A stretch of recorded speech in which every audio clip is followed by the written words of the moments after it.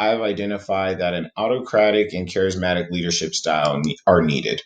These leadership styles are needed as an autocratic leader will take full responsibility and control of the situation.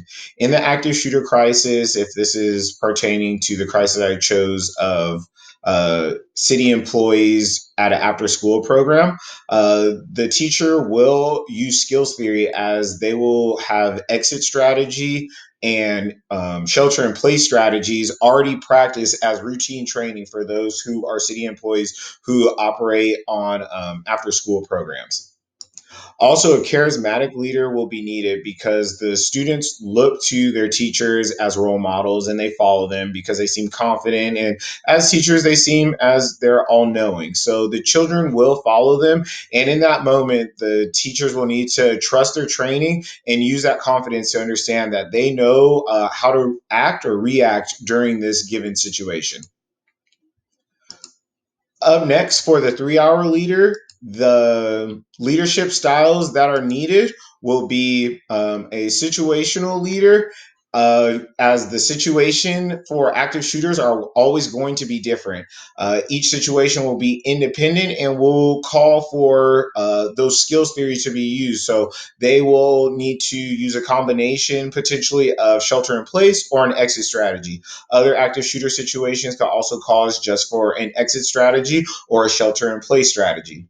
If the shelter in place strategy is being put in place, the teachers will need to take a laissez faire leadership approach.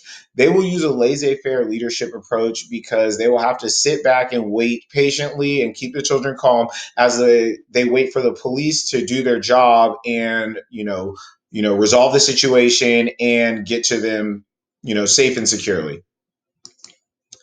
Up next for the 3 day leader, the leadership styles that will be needed are going to be they're going to be situational leadership, as the managers of the site staff that had to experience this situation, they will need to understand how to operate and reach out to their staff. They will have to use trait theory to understand that some staff are going to want to be left alone. Some staff are going to want to be constantly reached out to. Some staff will be to be communicated with intermittently, and they will need to understand and find the best way to communicate with them. In this situation, the communication is going to come from a servant leadership standpoint, which means instead of their situation where they're used to giving direction, they're going to be taking direction from their staff and understand that for this one situationally, I will communicate, over communicate because they want this.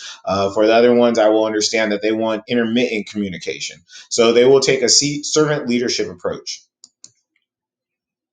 And for the 3 month leader, the styles that will be used are going to be with the coordinator of the program as well as the site managers.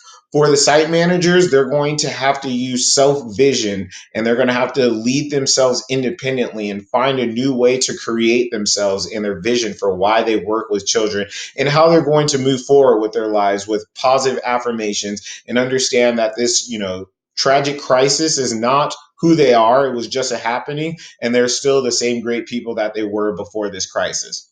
They're also going to have to use transformational leadership because they're going to have to transform the vision and mind of those students who experience that tragedy. And as that charismatic leader, they're going to have to continue to be a positive reinforcement and provide joy for the students that attend their program, as even though that tragic event happened, parents are still going to need after school care and they're still going to have to need to work. So they'll need to be confident and come with a caring, positive, inspiring attitude.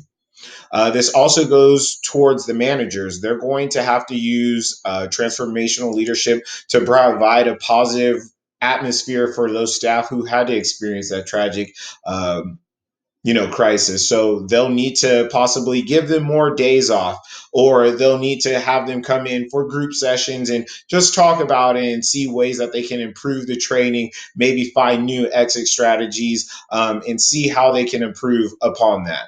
Using the managerial grid, the managers are going to have to understand and have a cognitive understanding of the feelings of these staff members that went through this tragic event and how to keep the organization going, because again, children are going to need after school care and parents are going to need this service provided by the city. This concludes my presentation, and thank you all for listening.